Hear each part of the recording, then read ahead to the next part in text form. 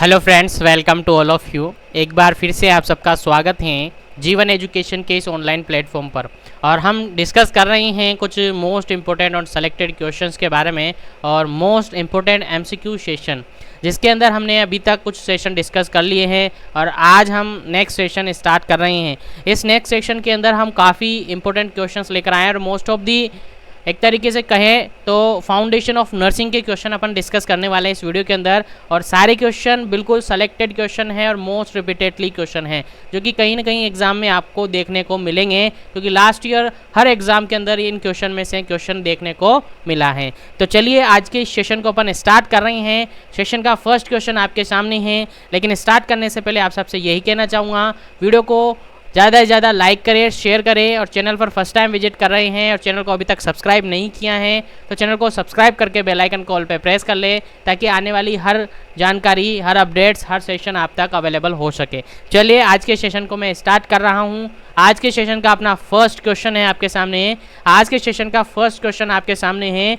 हर questions के लिए आपके लिए कुछ पर्टिकुलर टाइमिंग मिलेगा, उसके बाद आंसर आपको बताना है, उसके बाद करेक्ट आंसर आपको मिलेगा। चलिए आज का अपना फर्स्ट क्वेश्चन है। आज का अपना फर्स्ट क्वेश्चन है, most reliable method of measuring the body temperature is. Body temperature को मीज़र करने के लिए मोस्ट रिलायबल मेथड कौन सा है, वो आपसे पूछा है। यहाँ पर देखिए कौन सा मेथड आपसे पूछा है, मोस्ट रिलायबल मेथड। अलग अलग मेथड्स आपने पढ़े होंगे, जैसे कि ओरल टेम्परेचर लिया होगा आपने, रेक्टल टेम्परेचर लिया होगा, एक्जिलरी लिया होगा, एल्बो लिया होगा, टिम्पेनिक मेम्ब्रेन से लिया होगा। तो अलग अलग मेथड से आपने टेम्परेचर लिया होगा, लेकिन उनमें से भी आपसे क्वेश्चन किया गया है मोस्ट रिलायबल मेथड कौन सा है। मोस्ट रिलायबल मेथड आपसे पूछा है। ऑप्शन आपके सामने है, आंसर आपको देना है, फिर इसका करेक्ट आंसर आपको पता चलेगा। चलिए ऑप्शन ए है एल्बो मेथड, ऑप्शन बी है रेक्टल मेथड, ऑप्शन सी है एक्सिलरी मेथड, ऑप्शन डी है ओरल मेथड। किस मेथड से आप टेम्परेचर लेंगे जिससे बिल्कुल 100% उसकी रिलायबिलिटी मिलेगी, या फिर कह सकते हैं इन जो फॉलोइंग ऑप्शन आपको दिए हुए हैं मेथड्स के, उनमें से मोस्ट रिलायबल मेथड कौन सा है वो आपको बताना है। फिर इसके अलावा आगे आपको बताया जाएगा इससे रिगार्डेड इम्पोर्टेंट क्वेश्चन। चलिए इस क्वेश्चन का बिल्कुल जो करेक्ट आंसर है, बिल्कुल जो करेक्ट आंसर है इस क्वेश्चन का, वो है option number B. Option number B बिल्कुल करेक्ट आंसर है। Rectal temperature most reliable temperature होता है, रेक्टल टेम्परेचर। ठीक है, रेक्टल टेम्परेचर से जो या रेक्टल मेथड से जो टेम्परेचर लिया जाता है रेक्टली, वो मोस्ट रिलायबल मेथड्स होता है, मोस्ट रिलायबल मेथड होता है। याद रखिए, कॉम्पिटिटिव एग्जाम में काफ़ी बार पूछा हुआ है। मोस्ट रिलायबल मेथड का कौन सा है, टेम्परेचर मेजर करने का मोस्ट रिलायबल मेथड कौन सा है, वो होता है रेक्टल मेथड्स। कौन सा मेथड होता है, रेक्टल मेथड्स। याद रहे, यहाँ तक आपको ये क्वेश्चन कंप्लीटली याद होना चाहिए, मेमोरी में सेट हो जाना चाहिए, क्योंकि ये क्वेश्चन रिपीटेडली आपके एग्जाम में पूछा हुआ है। अब यहीं पर कुछ मोस्ट इंपॉर्टेंट क्वेश्चंस मैं आपको बता देता हूँ। जैसे कि फर्स्ट वन क्वेश्चन था, वो मैंने आपको बता दिया है कि मोस्ट रिलायबल मेथड कौन सा है।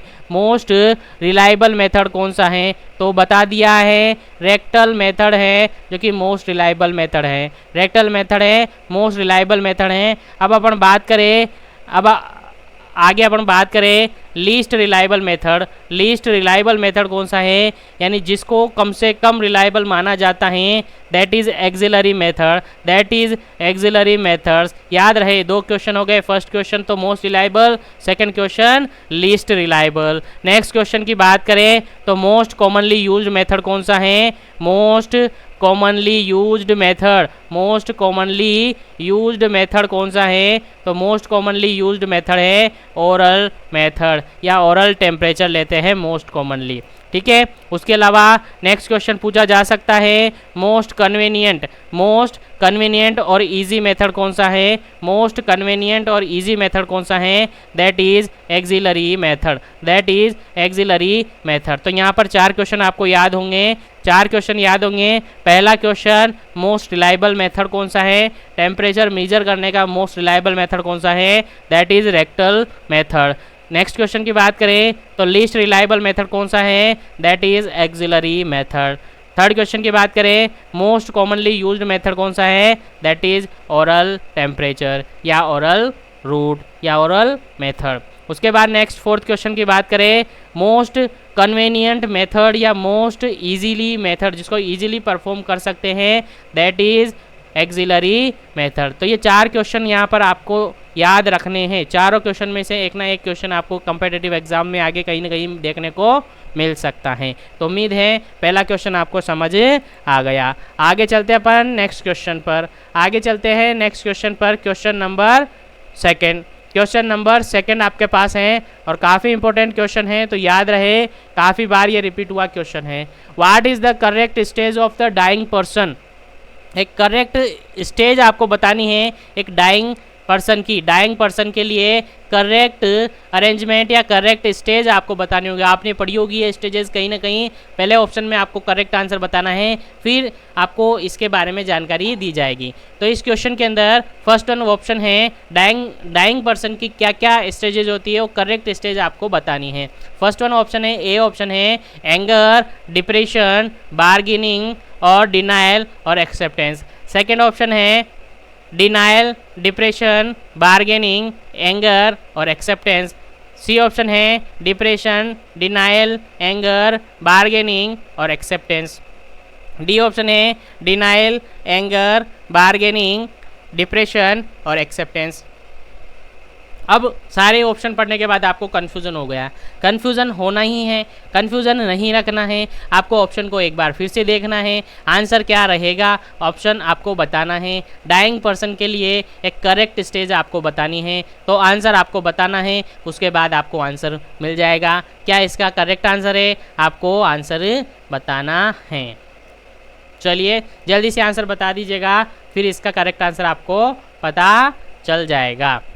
तो इसका बिल्कुल करेक्ट आंसर ए है, बी है, सी है या डी है। जल्दी से आंसर बताइए क्या इसका करेक्ट आंसर होगा। जल्दी से आंसर आपको देना है।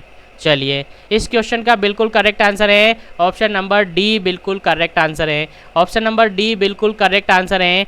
डिनायल, एंगर, बार्गेनिंग, डिप्रेशन और एक्सेप्टेंस। सबसे फर्स्ट वन पर्सन को डिनाइल होगा, सबसे फर्स्ट वन पर्सन डिनाइल करेगा कि ये नहीं हो सकता है, ये होगा ही नहीं, ये कभी हो ही नहीं सकता, ऐसा डिनाइल करेगा। उसके बाद उसको गुस्सा आएगा कि ये कैसे हो सकता है। गुस्सा आने के बाद वो बार्गेनिंग करेगा, बार्गेनिंग करने के बाद उसको डिप्रेशन होगा, बार्गेनिंग करने के बाद डिप्रेशन होगा, और डिप्रेशन जब वो एक्चुअली उसको देख लेगा, कुछ टाइमिंग रहेगा उसके साथ, तो वो उसको एक्सेप्ट कर लेगा। तो यहाँ पर इसको याद करने के लिए आपके लिए डाबडा, ये टर्म याद रखनी है। डाबडा, डा से, ड से डिनाइल, ए से एंगर, बी से बार्गेनिंग, डी से डिप्रेशन और ए से एक्सेप्टेंस। इससे आपको याद रहेगा कि एक डाइंग पर्सन की क्या करेक्ट स्टेज होती हैं। डाबडा आपको याद रखना है। डाबडा में डी है, डिनाइल, ए है, एंगर, बी है, बार्गेनिंग, डी है, डिप्रेशन और ए है एक्सेप्टेंस। तो इस सेकेंड क्वेश्चन भी आपका कंप्लीट हो जाता है। उम्मीद है क्वेश्चन भी आपको समझ आया होगा। और आगे बढ़ते हैं नेक्स्ट क्वेश्चन पर, थर्ड क्वेश्चन पर। क्वेश्चन आपके सामने है, आंसर आपको देना है। क्वेश्चन है when temperature is assessed first by axilla. देखिए यहाँ पर क्वेश्चन क्या है, टेम्परेचर ले रहे हो, मान लो आप एज ए नर्सिंग ऑफिसर हो और आप टेम्परेचर ले रहे हो। फर्स्ट टेम्परेचर लिया आपने एक्जिला से, सेकंड टेम्परेचर लिया आपने रेक्टम से, यानी फर्स्ट टेम्परेचर आपने लिया एक्जिला से और सेकंड टेम्परेचर आपने लिया रेक्टम से। ठीक है, रेक्टम और एक्जिला से 2 टेम्परेचर आपने लिए। ठीक है, in both condition difference will be, दोनों कंडीशन में डिफरेंस कितना रहेगा, नीचे ऑप्शन दिए हुए आपको फ़ारेनहाइट में कितना डिफरेंस देखने को आपको मिलेगा। ए ऑप्शन है 3 डिग्री फ़ारेनहाइट, बी ऑप्शन है 1 डिग्री फ़ारेनहाइट, सी ऑप्शन है 4 डिग्री फ़ारेनहाइट और डी ऑप्शन है 2 डिग्री फ़ारेनहाइट। क्या इसका करेक्ट आंसर होगा? टेम्परेचर लिया है आपने एक्जिला से और रेक्टम से, फर्स्ट वन लिया है एक्जिला से, सेकंड वन लिया रेक्टम से। दोनों में क्या क्या टेम्परेचर आया और उनमें क्या डिफरेंस रहेगा, एक्चुअली में क्या डिफरेंस होना चाहिए, एक्चुअली में क्या डिफरेंस रहता है, वो आपको यहाँ पर बताना है। उम्मीद है आप सबको इसका आंसर पता है। अगर नहीं पता है तो आगे से याद रखें। इसका जो बिल्कुल करेक्ट आंसर है that is D option, that is D option. 2 degree difference रहेगा, 2 डिग्री फ़ारेनहाइट। ध्यान रहे फ़ारेनहाइट पैमाने की बात कर रही है अपन, किसकी बात कर रहे हैं? फ़ारेनहाइट की, सेंटीग्रेड की नहीं कर रहे या सेल्सियस पैमाने की नहीं कर रहे, अपन फ़ारेनहाइट की बात कर रहे हैं। अब यहाँ से आपको याद रखना है कि अगर एक्जिला का टेम्परेचर लिया गया है, एक्जिला का टेम्परेचर लिया गया है तो एक्जिला का टेम्परेचर होता है 97.6 डिग्री फ़ारेनहाइट। याद रहे 97.6 डिग्री फ़ारेनहाइट। रेक्टम का जो टेम्परेचर होता है वो कितना होता है? वो 99.6 डिग्री फ़ारेनहाइट होता है। अब आप कहेंगे कि ओरल का भी बता दे, तो ओरल टेम्परेचर यदि अपन देखें तो 98.6 डिग्री फ़ारेनहाइट होता है, 98.6 डिग्री फ़ारेनहाइट होता है। ठीक है, तो एक्जिला और ओरल के अंदर अपन डिफरेंस देखें तो 1 डिग्री फ़ारेनहाइट का रहेगा। ओरल और रेक्टम के बीच डिफरेंस देखें तो 1 डिग्री फ़ारेनहाइट रहेगा, लेकिन एक्जिला और रेक्टम के अंदर देखें तो 2 डिग्री फ़ारेनहाइट रहेगा। उम्मीद है यहाँ तक आपको समझ आया होगा कि एक्जिला का जो टेम्परेचर होता है वो सबसे कम होता है 97.6 डिग्री फ़ारेनहाइट। उसके बाद अपन और आगे बढ़ते हैं ओरल में, तो ओरल में 98.6 डिग्री फ़ारेनहाइट होता है। रेक्टम की बात करें तो और क्लोजली देखते हैं वहाँ पर टेम्परेचर तो 99.6 डिग्री फ़ारेनहाइट होता है। अब डिफरेंस देखें कि एक्जिला और ओरल में देखें तो 1 डिग्री सेंटीग्रेड का डिफरेंस रहता है। एक्जिला और ओरल में 1 डिग्री फ़ारेनहाइट का डिफरेंस रहता है, और ओरल और रेक्टम की बात करें तब भी 1 डिग्री फ़ारेनहाइट डिफरेंस रहता है। लेकिन यदि अपन चले जाते हैं एक्जिला और रेक्टम के अंदर तो यहाँ पर 2 डिग्री फ़ारेनहाइट टेम्परेचर का डिफरेंस रहता है। उम्मीद है समझ आ गया होगा। उम्मीद है फ्रेंड्स थर्ड क्वेश्चन भी आपको समझ आ गया होगा। आगे बढ़ते हैं क्वेश्चन नंबर 4 पर। आगे बढ़ते हैं क्वेश्चन नंबर 4 पर, और क्वेश्चन नंबर 4 क्या कहता है, देखते हैं क्या कहता है 4। Which of the following drug is use to dilate pupil. Pupil आप सब जानते हो, pupil is related to eyes. Pupil कहाँ पर प्रेजेंट होती है? आइज़ के अंदर प्रेजेंट होती हैं। यहाँ पर कह सकते हैं डायलेट, यानी कि नीचे जो ऑप्शन दिए हुए हैं आपको, ड्रग्स के जो ऑप्शन दिए हुए हैं उनमें से कौन सी ड्रग हैं जो प्यूपिल को डायलेट करेगी? प्यूपिल को क्या करेगी? डायलेट करेगी, यानी कह सकते हैं आइज़ को ओपन करेगी। तो ऑप्शन आपके सामने है, आंसर आपको देना है। ऑप्शन ए है केरेटोलाइटिक्स, ऑप्शन बी है इसके बी साइडिस, ऑप्शन सी है मायोटिक्स, ऑप्शन डी है माइड्रियाटिक्स। क्या इसका करेक्ट आंसर है? आंसर आपको देना है। ऑप्शन आपके सामने है, देख लीजिएगा, ऑप्शन आपके सामने है, आंसर आपको देना है। क्या करेक्ट आंसर इसका होगा? तो इसका जो बिल्कुल करेक्ट आंसर है, उम्मीद है फ्रेंड्स आप सबको भी पता होगा, उम्मीद है फ्रेंड्स आप सबको भी पता होगा, इसका बिल्कुल करेक्ट आंसर है ऑप्शन नंबर डी। जिसको याद नहीं है वो आगे से याद रखे, क्योंकि मोस्ट इंपॉर्टेंट क्वेश्चन है, काफ़ी बार एग्जाम में पूछा हुआ है, तो याद रखे। जिसको आगे याद नहीं है वो आगे से याद रखे, ऑप्शन नंबर डी बिल्कुल करेक्ट आंसर है। डायलेट, प्यूपिल को डायलेट करने के लिए माइड्रेटिक्स मेडिसिन, माइड्रेटिक्स क्या करते हैं? ड्रग्स यूज करते हैं। अब क्या होती है माइड्रेटिक्स? तो माइड्रेटिक्स जो होती है एक तरीके से ऐसी ड्रग होती है जो प्यूपिल को क्या करती है? डायलेटिंग करने का काम करती हैं, यानी डायलेट करने का काम करती हैं। अब इसके अंदर कौन सी मेडिसिन काम में आती हैं, या इसके अंदर कौन सी मेडिसिन यूज़ करते हैं? तो वो यूज़ करते हैं ट्रोपिकेमाइड, ट्रोपिकेमाइड ड्रग्स यूज़ करते हैं, साथ ही एट्रोपिन यूज़ करते हैं। ट्रोपिकेमाइड और एट्रोपिन यूज़ करते हैं। किस लिए यूज़ करते हैं?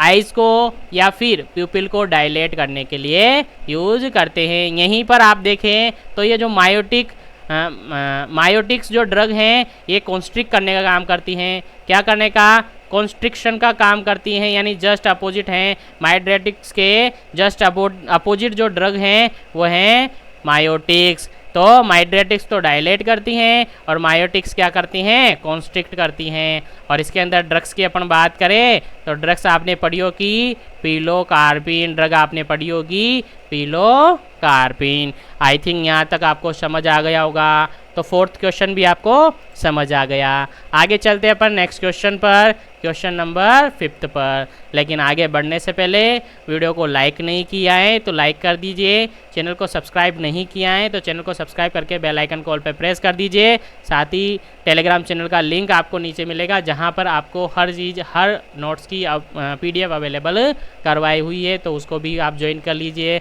चलिए आगे बढ़ते हैं, क्वेश्चन नंबर 5 पर पहुंच जाते हैं। क्वेश्चन नंबर 5 आपके सामने है, आंसर आपको बताना है क्या करेक्ट आंसर है। चलिए क्वेश्चन पढ़ते हैं। Application of the drug on the skin by friction is known as, यानी एप्लीकेशन, ऐसी एप्लीकेशन जिसमें ड्रग को स्किन पर लगाया जाता है बाय फ्रिक्शन, यानी फ्रिक्शन के द्वारा ड्रग को स्किन पर लगाया जाता है और उसको कहते हैं, उसको क्या कहते हैं। ऑप्शन आपके सामने हैं। इंसर्शन कहते हैं, ऑप्शन बी है इनक्शन कहते हैं, ऑप्शन सी है इनहेलेशन कहते हैं, या फिर इंस्टिलेशन कहते हैं। तो चारों ऑप्शन आपको समझ आ गए होंगे। आंसर आपको बताना है कि क्या कहते हैं। ड्रग को स्किन पर फ्रिक्शन के द्वारा लगाया जाना क्या कहलाता है। इंसर्शन, इनक्शन, इनहेलेशन और इंस्टिलेशन क्या कहलाता है। आंसर आपको देना है, जल्दी से आंसर दे दीजिएगा क्या इसका करेक्ट आंसर होगा। तो इसका बिल्कुल करेक्ट आंसर है, आपका बिल्कुल करेक्ट आंसर है ऑप्शन नंबर बी, बिल्कुल करेक्ट आंसर है। ऑप्शन नंबर बी बिल्कुल करेक्ट आंसर है। क्या है इसका means, application of drug, application of drugs on the skin, skin पर लगाया जाना बाय द फ्रिक्शन, फ्रिक्शन के द्वारा स्किन पर ड्रग को लगाया जाना इनक्शन कहलाता है। याद रहे, इसमें एग्जाम्पल की बात करें तो ऑइंटमेंट हैं, डाइक्लोजेल हैं, आपने काफ़ी सारी जेल्स पढ़ी होगी, ठीक है। उसके अलावा अपन यहीं पर इन चारों की बात कर लेते हैं। तो इंसर्शन क्या होता है, देखिए इंसर्शन होता है placing the drug into the body cavity, placing the drug into the body cavity. कहाँ पर, बॉडी कैविटी, बॉडी कैविटी के अंदर ड्रग को प्लेस करना यानी रखना क्या कहलाता है, इंसर्शन कहलाता है। लाइक अपन बात करें इसके अंदर तो एनीमा, क्या एनीमा, और उसके अलावा सपोजिटरीज, एनीमा और सपोजिटरीज जो होती हैं उनको डायरेक्टली बॉडी कैविटी के अंदर रखा जाता है। हाँ, आई थिंक यहाँ तक समझ आया होगा। आगे अपन बात करें थर्ड पॉइंट की, इनहेलेशन। तो इनहेलेशन मीन्स आप सबको पता चल ही गया होगा, इनहेल करना कुछ एरोसोल मेडिसिन्स को, जैसे कि सबसे अच्छा एग्जांपल है, आपने नेबुलाइजर देखा होगा, नेबुलाइजेशन करते हुए देखा होगा या नेबुलाइजेशन किया होगा, जिसके अंदर साल्बुटामोल मोस्टली काम में लेते हैं। यानी इनहेलेशन बाय नोज या माउथ के थ्रू नेबुलाइज किया जाता है, एक वेपर फॉर्म में या एरोसोल फॉर्म में, ठीक है। तो साल्बुटामोल इसके सबसे अच्छा एग्जाम्पल है। उसके अलावा इंस्टिलेशन, और इंस्टिलेशन में जो ड्रग होती है वो कैसी होती हैं, लिक्विड होती हैं। ड्रग कैसी होती हैं, लिक्विड होती हैं, और इसको एडमिनिस्टर किया जाता है ड्रॉप द्वारा, जैसे कि सबसे अच्छा एग्जाम्पल है आई ड्रॉप, ईयर ड्रॉप और नोज ड्रॉप, जो ड्रॉपिंग मेथड से यूज़ करते हैं, यानी ड्रॉप करके आइज़ या नोज के अंदर डालते हैं। आपने देखा होगा आई ड्रॉप को ड्रॉप के थ्रू डाला जाता है। तो आई थिंक यहाँ भी आपको समझ आ गया होगा, और आई थिंक फिफ्थ क्वेश्चन आपको क्लियर हो गया होगा। आई थिंक फिफ्थ क्वेश्चन आपको क्लियर हो गया होगा। आगे अपन बात करते हैं नेक्स्ट क्वेश्चन, 6 नंबर क्वेश्चन। आगे बात करते हैं अपन 6 नंबर क्वेश्चन, और 6 नंबर क्वेश्चन पढ़ते हैं। लिखा हुआ है बेनेडिक्ट टेस्ट, आप सबने पढ़ा होगा बेनेडिक्ट टेस्ट के बारे में। तो Benedict test in the urine sample, एक यूरिन सैंपल लिया है और उसके अंदर बेनेडिक्ट टेस्ट करवाया है, तो किसके डिटेक्शन के लिए करवाया जाता है। बेनेडिक्ट टेस्ट है वो यूरिन के सैंपल को लेने के बाद, यानी यूरिन सैंपल से बेनेडिक्ट टेस्ट आप करवा रहे हो, तो किस पर्पज़ से, किसके डिटेक्शन के लिए बेनेडिक्ट टेस्ट करवाया जाता है, वो आपसे एग्जाम में क्वेश्चन पूछा है। अब आप आंसर क्या लगाएंगे, ऑप्शन आपके सामने हैं, ग्लूकोज के लिए, या फिर प्रोटीन के डिटेक्शन के लिए, या फिर बाइल साल्ट के डिटेक्शन के लिए, या फिर एसीटोन के डिटेक्शन के लिए। क्या करेक्ट आंसर है, आंसर आपको बताना है, उसके बाद आपको करेक्ट आंसर पता चलेगा। चलिए जल्दी से आपका आंसर बता दीजिए, उसके बाद आपको जल्दी से इसका आंसर पता चल जाएगा और रिमेनिंग कुछ टेस्ट यहाँ पर आपको बता दिए जाएंगे। चलिए जल्दी से बता दीजिए। चलिए इस क्वेश्चन का बिल्कुल करेक्ट आंसर है ऑप्शन नंबर ए, बिल्कुल करेक्ट आंसर है। ग्लूकोज के डिटेक्शन के लिए बेनेडिक्ट टेस्ट किया जाता है। अब यहाँ पर ये तो आपको याद रखना है कि बेनेडिक्ट टेस्ट किसके लिए किया जाता है, ग्लूकोज के लिए किया जाता है। इसके अलावा कुछ टेस्ट यहाँ पर आपको याद रखना है। एक होता है रोथ्रा टेस्ट, एक होता है रोथ्रास टेस्ट। रोथ्रास टेस्ट किसके लिए करवाया जाता है, ये भी आपको याद रखना है। तो ये करवाया जाता है एसीटोन के लिए, एसीटोन इन यूरिन, यूरिन में एसीटोन बॉडी होने के लिए या एसीटोन के डिटेक्शन के लिए करवाया जाता है। इसी के अलावा नेक्स्ट टेस्ट की अपन बात करें तो हेज टेस्ट भी करवाते हैं, हेयर टेस्ट भी करवाते हैं। और हेयर टेस्ट किसके लिए करवाते हैं, तो ये करवाते हैं बाइल साल्ट के लिए। किसके लिए, बाइल साल्ट के डिटेक्शन के लिए करवाते हैं कि यूरिन में बाइल साल्ट प्रेजेंट हैं या नहीं हैं, तो उसके लिए करवाते हैं। नेक्स्ट टेस्ट की बात अपन करें तो नेक्स्ट टेस्ट करवाते हैं स्मिथ टेस्ट, स्मिथ टेस्ट। और स्मिथ टेस्ट किसके लिए करवाते हैं, तो ये करवाते हैं बाइल पिगमेंट के लिए, करवाते हैं bile pigment in urine, bile pigment के लिए ये टेस्ट करवाते हैं। तो 4 टेस्ट यहाँ पर आपको याद हुए। पहला टेस्ट बेनेडिक्ट टेस्ट किसके लिए करवाते हैं, ग्लूकोज के लिए। दूसरा टेस्ट रोथ्रा टेस्ट जो कि एसीटोन बॉडी के लिए करवाते हैं। तीसरा टेस्ट हेयर टेस्ट जो कि बाइल साल्ट के लिए करवाते हैं। और चौथा टेस्ट स्मिथ टेस्ट जो कि बाइल पिगमेंट इन यूरिन के डिटेक्शन के लिए करवाते हैं। और आई थिंक यहाँ तक के ये क्वेश्चन हैं वो आपको याद रहेंगे और याद होंगे। चलिए आगे चलते हैं।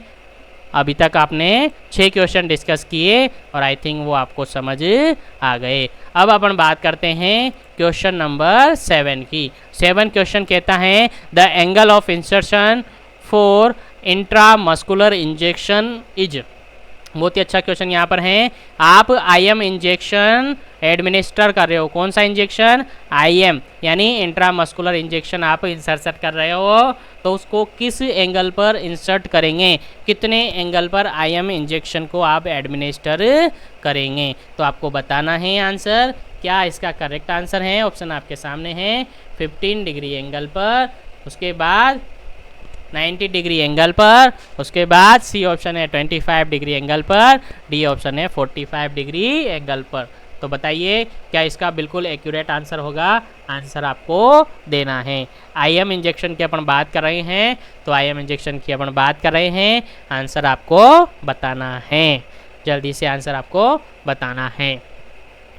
तो आईएम इंजेक्शन के लिए जो एंगल रखते हैं वो बी ऑप्शन बिल्कुल करेक्ट आंसर है। 90 डिग्री एंगल पर आईएम इंजेक्शन एडमिनिस्टर किया जाता है। ध्यान रहे आईएम इंजेक्शन कितने एंगल पर, कितने एंगल पर, 90 डिग्री एंगल पर एडमिनिस्टर किया जाता है। और यहीं पर कुछ क्वेश्चंस आप याद कर ले।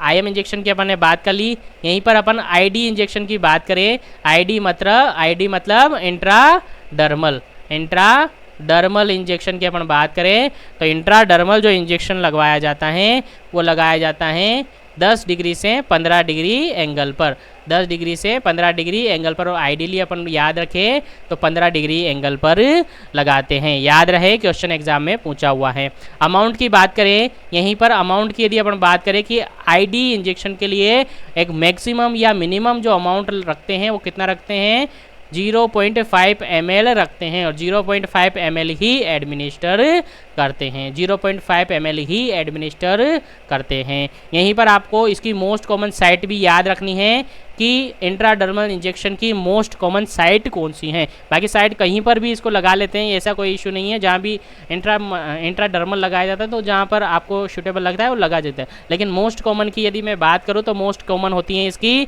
Anterior aspect of forearm, anterior aspect of forearm, ठीक है, एंटीरियर आस्पेक्ट ऑफ फोरआर्म पर ये लगाया जाता है। और ये बिल्कुल याद रखना है आपको, मोस्ट कॉमनली लगाया जाता है और मोस्ट इंपॉर्टेंट क्वेश्चन है आपके एग्जाम के लिए। तो यहाँ पर सबसे first one ID injection, intradermal injection का एंगल आपको पता होना चाहिए कितना होता है 15 डिग्री, 15 डिग्री और 10 से 15 डिग्री इसको लगा सकते हैं। अमाउंट की बात करें तो 0.05 ml इसको लगाते हैं, ये भी आपको याद रखना है। उसके अलावा आगे अपन बात करें तो साइट की याद करें, साइट याद रखें। मोस्ट कॉमन साइट इसकी anterior aspect of four arm, anterior aspect of four arm में ये लगाया जाता है, anterior aspect of four arm में ये लगाया जाता है। उम्मीद है ये समझ आ गया होगा आपको, उम्मीद है ये आपको समझ आ गया होगा। एक बात और याद रखें यहाँ पर कि जो आईडी इंजेक्शन अपन लगाते हैं, आईडी इंजेक्शन आप लगाते हैं उसको आपको क्या नहीं करना है, मसाज नहीं करना है, उसको आपको क्या नहीं करना है, मसाज नहीं करना है, ठीक है। और मोस्ट ऑफ दिस के एग्जाम्पल यदि अपन पूछे, एग्जाम्पल की बात करें तो ये किसके लिए, AST मतलब एंटी सेंसिटिव टेस्ट के लिए यूज़ किया जाता है। उसके अलावा सिक टेस्ट के लिए भी इसको यूज़ करते हैं, ट्यूबरकुलिन टेस्ट के लिए भी इसको यूज़ करते हैं, और BCG जो वैक्सीन लगाते हैं वो भी आईडी से ही लगाई जाती हैं। तो याद रहे इंपॉर्टेंट क्वेश्चन हैं। आगे चलते हैं, उम्मीद है यहाँ तक आपको समझ आ गया होगा। अब यहीं पर मैं नेक्स्ट रूट की बात कर लेता हूँ, यहीं पर सबक्यूटेनियस रूट की, SC रूट की मैं बात करूं यहाँ पर सबक्यूटेनियस रूट की, तो उसका एंगल जो होता है, उसका जो एंगल होता है वो होता है 45 डिग्री भी हो सकता है और 90 डिग्री भी हो सकता है। 45 मोस्ट कॉमन अपन डिग्री याद रखें तो 45 डिग्री पर लगाते हैं। लेकिन यदि आप सबक्यूटेनियस रूट से लगा रहे हो और आपके पास सिरिंज कौन सी हैं, ट्यूबरकुलिन सिरिंज है, ट्यूबरकुलिन सिरिंज है, तो फिर आप उसको 90 डिग्री एंगल के हिसाब से भी लगा सकते हैं। और आपके पास वही सिंपल डिस्पोज वैन है 2 ml 5 ml वाली हैं, तो फिर आपको उसको 45 डिग्री एंगल पर लगाओगे, ठीक है, याद रखना है, ठीक है, इतना याद रखना है। और 90 डिग्री कब लगाओगे, जब आपके पास कौन सी सिरिंज है, या तो ट्यूबरकुलिन सिरिंज है या फिर इंसुलिन सिरिंज है, ठीक है, या फिर आप स्क्रीन को पिंच करके लगा रहे हैं, स्क्रीन को ऐसे पकड़ के खींच के लगाते हैं ना, ये पिंच करके लगाते हैं, तब भी आप इसको लगा सकते हैं। आगे बात करें इसका अमाउंट कितना रखना है, अमाउंट कितना रखना है, तो SC रूट के अंदर मैक्सिमम अमाउंट रखना है आपको 1 ml, मैक्सिमम अमाउंट रखना है 1 ml, यानी अप टू 1 ml तक आप सबक्यूटेनियस रूट से इंजेक्शन लगा सकते हो, ठीक है। अब यहाँ पर आपको इसकी मोस्ट कॉमन साइट भी याद रखनी है, इसकी मोस्ट कॉमन साइट भी आपको याद रखनी है। चलिए 2 साइट यहाँ पर अपन याद रखेंगे। सबक्यूटेनियस रूट की अपन बात कर रहे हैं और सबक्यूटेनियस रूट के अंदर मोस्ट कॉमन साइट अपन देख रहे हैं, ठीक है, मोस्ट कॉमन साइट अपन देख रहे हैं। और मोस्ट कॉमन साइट के अंदर भी 2 साइट यहाँ पर आपको याद रखनी है, 2 साइट यहाँ पर आपको याद रखनी है। एक साइट याद रखनी है शॉर्ट टर्म, एक साइट याद रखनी है शॉर्ट टर्म, ठीक है, दूसरी साइट याद रखनी है लॉन्ग टर्म, ठीक है। एक तो शॉर्ट टर्म के हिसाब से याद रखनी है और एक लॉन्ग टर्म के हिसाब से याद रखनी है। शॉर्ट टर्म मतलब बस 1-2 बार इंजेक्शन लगाया बस काम हो जाएगा, लेकिन लॉन्ग टर्म जैसे कोई डायबिटीज़ का पेशेंट है और उसको सबक्यूटेनियस इंजेक्शन लगा रहे कंटिन्यूसली, तो वो लॉन्ग टाइम है, लंबे समय तक उसको ये इंजेक्शन चले तो वो लॉन्ग टर्म है। तो शॉर्ट टर्म की यदि अपन बात करें मोस्ट कॉमन रूट की, तो शॉर्ट टर्म की यदि अपन बात करें तो शॉर्ट टर्म के अंदर होता है लेटरल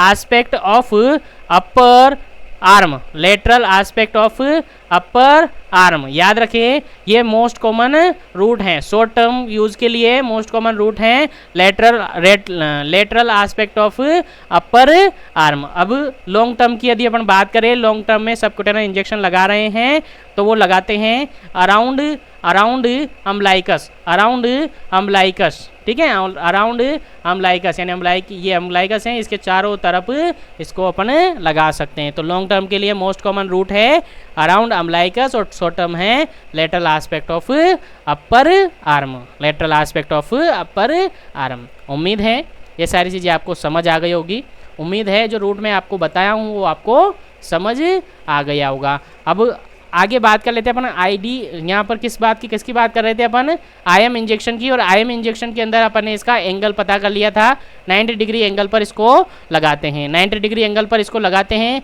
इसका अमाउंट देखे अपन, इसका अमाउंट अपन देखे तो इसका अमाउंट 3 से 5 ml तक अपन लगा सकते हैं। IM इंजेक्शन को 3 से 5 ml तक लगा सकते हैं, ठीक है। आइडियली और सेफ अपन बात करें, आइडियली और सेफ की अपन बात करें तो ये बिल्कुल आइडियल है कि 3 ml इंजेक्शन आप IM लगा सकते हो और जो कि सेफ हैं। लेकिन ज़्यादा लगाते हैं, ज़्यादा लगा सकते हैं 5 ml तक, लेकिन आइडियली अपन ध्यान रखें 3 ml तक आइडियली सेफ होता है।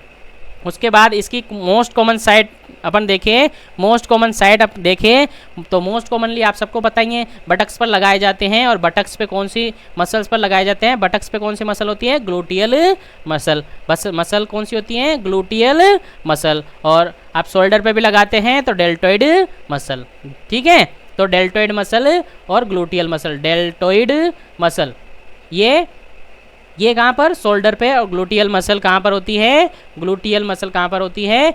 वो बटक्स पर होती हैं। यहाँ से एक क्वेश्चन आया हुआ है कि आपको एक इन्फेंट में IM इंजेक्शन लगाना है या फिर ऐसे बेबी पर इंजेक्शन लगाना है जो कि बिलो 2 ईयर का है, यानी ऐसा बेबी जिसकी एज है 2 साल से कम है, तो उसके आप IM इंजेक्शन लगा रहे हैं तो कौन सा रूट, कौन सी मसल आप काम में लेंगे? तो यहाँ पर वास्टस लेटरलिस मसल आप लगाएंगे। कहाँ पर?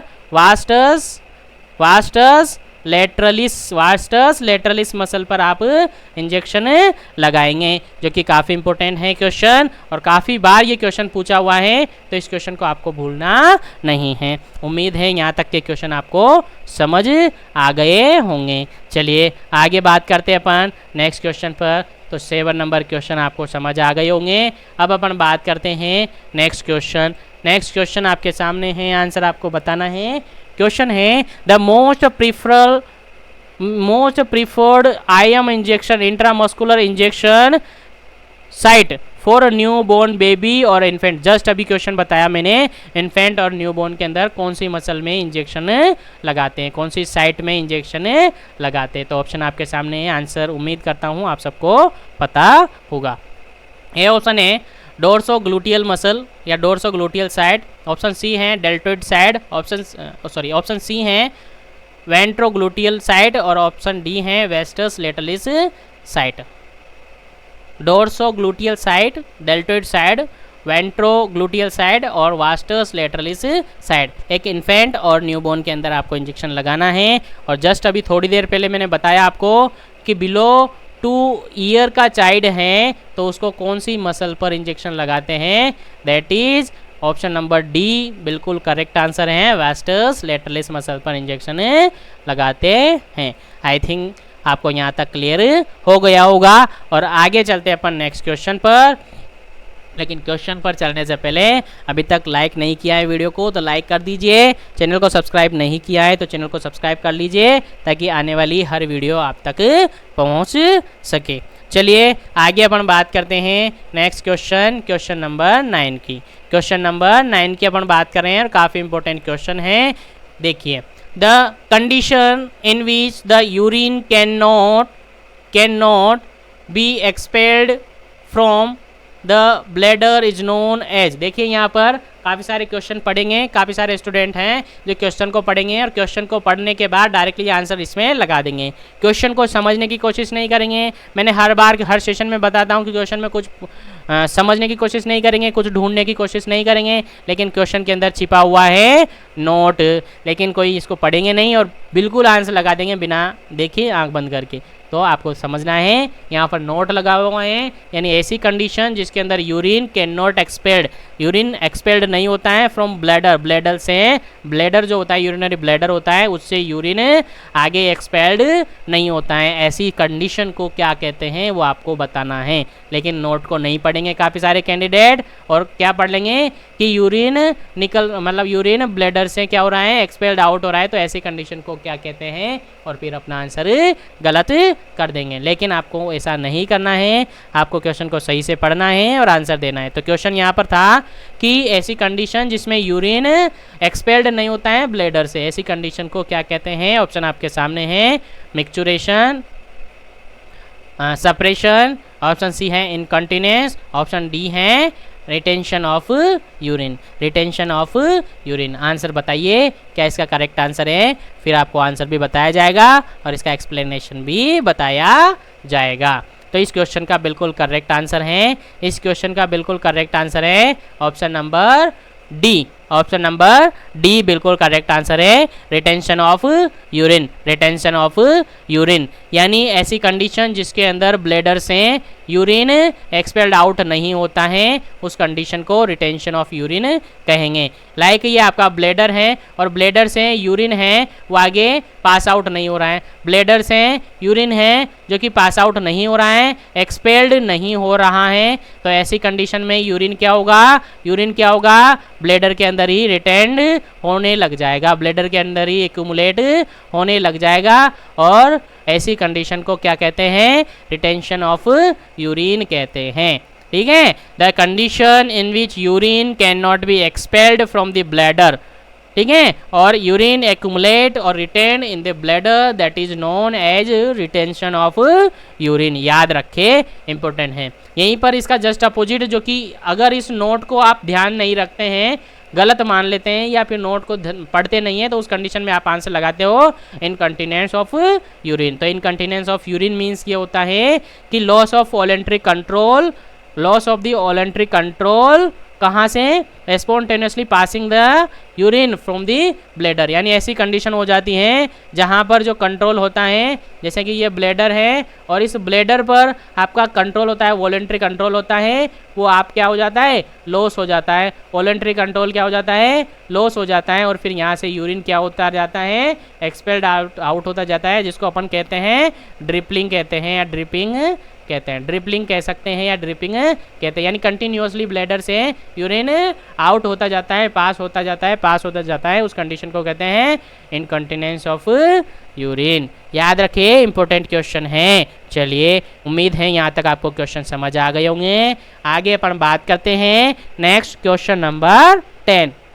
और वीडियो को ज़्यादा से ज़्यादा शेयर करना है, लाइक करना है और चैनल को सब्सक्राइब नहीं किया है तो कर लीजिएगा, क्योंकि ऐसे ही इंपॉर्टेंट क्वेश्चन आप तक पहुंचते रहते हैं, कंटिन्यू सेशन आपको अवेलेबल करवाए जाते हैं। चलिए, क्वेश्चन है, नेक्स्ट क्वेश्चन है आपके पास, जस्ट अ मिनट, क्वेश्चन आपके सामने है, देख पा रहे होंगे।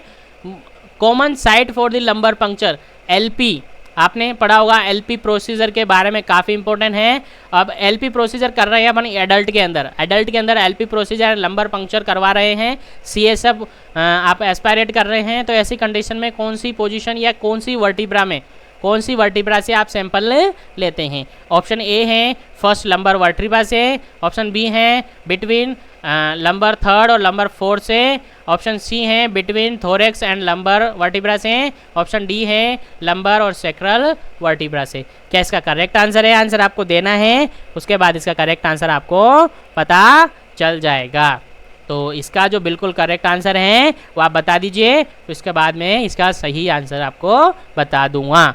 चलिए, तो इसका बिल्कुल करेक्ट आंसर है, इसका बिल्कुल करेक्ट आंसर है ऑप्शन नंबर बी, बिल्कुल करेक्ट आंसर है बिटवीन लंबर थर्ड और लंबर फोर्थ के वर्टिब्रा से, यानी लंबर थर्ड और लंबर फोर्थ वर्टिब्रा के बिटवीन बीच से लिया जाता है एलपी के लिए सैंपल, यानी लंबर पंक्चर के लिए मोस्ट कॉमन साइट ये काम में लेते हैं। और उम्मीद है फ्रेंड्स यहाँ तक के सारे क्वेश्चन आपको समझ आ गए होंगे, और ये जो क्वेश्चन अपन ने डिस्कस किए साथ में एक्सप्लेनेशन हमने डिस्कस किया, तो उम्मीद है वो सारा कुछ आपको समझ आया होगा। तो उम्मीद है आपको वीडियो अच्छी लगी होगी, उम्मीद है इस वीडियो को इसको ज़्यादा से ज़्यादा आप शेयर करेंगे, और इन सब का पीडीएफ आपको चाहिए, इन सब का पीडीएफ आपको चाहिए तो चैनल को सब्सक्राइब करिए, बेल आइकन को प्रेस करें ताकि आने वाली हर वीडियो आप तक पहुंचती रहे। तो चैनल को सब्सक्राइब करके बेल आइकन को प्रेस कर लीजिए ताकि हर वीडियो आप तक पहुंचती रहे, हर वीडियो आप तक पहुंचती रहे और सेशन आपको अवेलेबल हो जाए। साथ ही पीडीएफ वगैरह आपको चाहिए तो आप हमारे मीडियाज़ के चैनल पर हमें फॉलो कर सकते हैं और उनसे जुड़कर वहाँ से पीडीएफ डाउनलोड कर सकते हैं। तो आज के लिए इतना ही, मिलेंगे अपन नेक्स्ट वीडियो के साथ बहुत ही जल्दी, तब तक के लिए बने रहें जीवन education. Thank you very much.